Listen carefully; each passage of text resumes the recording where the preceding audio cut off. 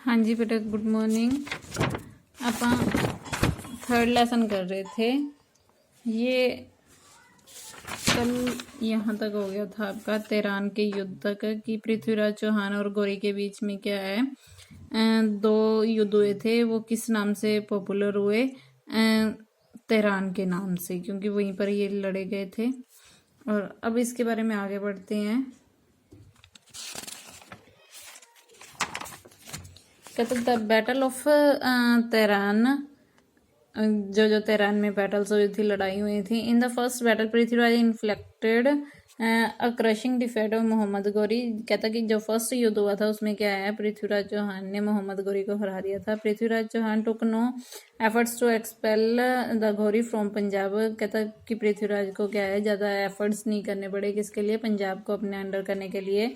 This prove to be a blunder. The following year Ghori master back with a large army. कहता कि कुछ time के साल के बाद क्या है, गौरी क्या है, बहुत बड़ी आर्मी के साथ क्या है, वापिस आया। He had better plans and was well prepared. वो क्या है, बहुत अच्छे प्लान के साथ आया और प्रिपेयर होकर आया।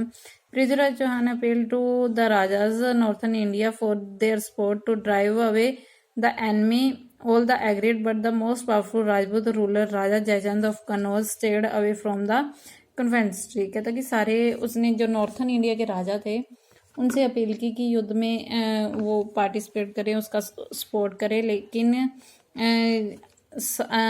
ऑल एग्रीड, सब तैयार हो गए, लेकिन जो मोस्ट पावरफुल राजपूत राजा था, राजा जयचंद कन्नौज का, वो क्या है, इस सबसे दूर रहा। The enemies of both rulers met Tehran once again in 1192 century. In the second battle of Tehran, Muhammad Ghori defeated Prithviraj। कहता कि दोनों रूलर्स की आर्मी क्या है, एक बार फिर से तेहरान में मिली 1192 में, और सेकंड बैटल हुआ तेहरान में। तब क्या है, मोहम्मद गौरी ने किसको हरा दिया? पृथ्वीराज को। The second battle of Tehran prove to be turning point. जो सेकंड बैटल थी, ये क्या है, एक बहुत बड़ा टर्निंग पॉइंट था, क्योंकि ये किसका, पृथ्वीराज चौहान हार गया था, वो राजपूत था, और क्या है, it ended the Rajput rule in northern India. Northern India में क्या है, राजपूत रूलर्स का क्या है, एंड हो गया था। The conquered area were made the province of Ghore Empire. Qutbuddin Aibak, one of the Muhammad's slaves and generals, and Bhaktiar Khalji were made in charge of the conquered territories। कहता कि सब जगह पर क्या है, किसका, घोरी का शासन स्थापित हो गया, और कुतुबुद्दीन ऐबक मोहम्मद का क्या है, एक स्लेव था, और बाद में और जनरल भी बन गया, और भख्तियार खलजी क्या है, इंचार्ज बन गया सारे प्रशासन का। Mohammad Ghori is known as the founder of Turkish rule in India. Mohammad Ghori को क्या है, फाउंडर घोषित किया गया, लेकिन तुर्किश रूल का इन इंडिया में। But long obsess from India resulted in disorder in his Indian territory. लेकिन वो क्या है, ज़्यादा समय तक इंडिया में नहीं रहा, जिसके कारण उसका जो शासन था वो क्या है, डिसऑर्डर यानी हिल गया था। Mohammad Ghori was killed when he was crushing this revolt. वो क्या है, मारा गया, लोगों ने उसके खिलाफ आवाज उठाई। After the death of Mohammad Ghori, a power struggle started among the generals as he had no son to succeed him. कहता कि उसकी डेथ के बाद क्या है, पावर क्या है, जनरल्स के, आम लोगों के हाथ में आ गई, बिकॉज क्योंकि उसका क्या है, कोई भी बेटा नहीं था। In India Qutubuddin Aibak declared independence and laid the foundation of the slave dynasty. और कुतुबुद्दीन ऐबक ने क्या है, इंडिपेंडेंस, स्वतंत्रता घोषित कर दी। उसके बाद कह रहा है कि failure of Indian ruler, Indian जो रूलर्स थे उनका फेल होने के क्या क्या रीज़न थे। कहता there were many reason Indian rulers failed against the Turks. कहता कि तुर्कस के खिलाफ क्या है, वो फेल हुए, इसके बहुत सारे कारण थे। Lack of unity among the Indian rulers, क्या है, लोगों में क्या है, यूनिटी नहीं थी, यानी Prithviraj and Jaichand were the most important ruler and they failed unit against the foreign enemy.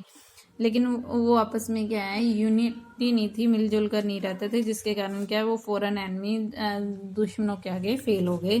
Weakness of Indian society, Indian society की वीकनेस, कहता है divided into different cast.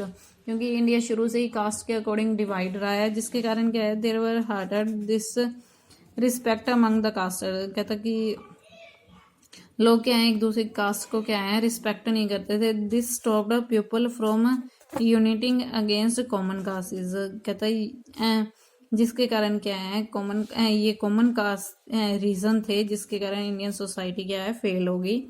Next है फॉल्टी पॉलिटिकल सिस्टम। जो पॉलिटिकल सिस्टम था वो उसमें क्या है फॉल्ट थे। इसमें देयर मैनी स्मॉल चीफ्स थे। दे maintain आर्मीज for the Kings. This type of military lacked coordination and proved less effective. कहता कि जो वो आर्मी थी वो सिर्फ राजाओं के लिए ही मेंटेन होती थी, और इस टाइप की जो आर्मी होती है वो क्या है मेंटेनेंस नहीं रख सकती, कोऑर्डिनेशन नहीं रख सकती, और वो क्या अपने फैक्ट्स को प्रूव नहीं कर सकती। Inferior military art of Indian rulers. The Indian army railed on slow-moving elephants and Turkish and fast-moving horses. कहता उनके पास क्या है, इंडियन रूलर्स के पास मिलिट्री आर्ट की कमी थी। क्या कमी थी? कहता कि इंडियन के पास क्या है एलिफेंट्स थे जो कि युद्ध में स्लो चलते थे, लेकिन जो तुर्किश के पास क्या थे हॉर्सेस थे जो कि फास्ट चलते थे। Impact of Turkish inventions. क्या क्या इम्पैक्ट हुए जो इन तुर्किश के इन्वेंशंस हुई। These inventions started the Muslim rule in India. Invention ने क्या स्टार्ट कर दिया, मुस्लिम रूल स्टार्ट कर दिया। The new ruling class followed the religion called Islam and propagated its subsequent years. कहता कि ये क्या है रिलीजन को फॉलो करने लग गए और रूलिंग क्लास के रिलीजन को फॉलो करने लगते और उसको क्या कहा गया, इस्लाम कहा गया।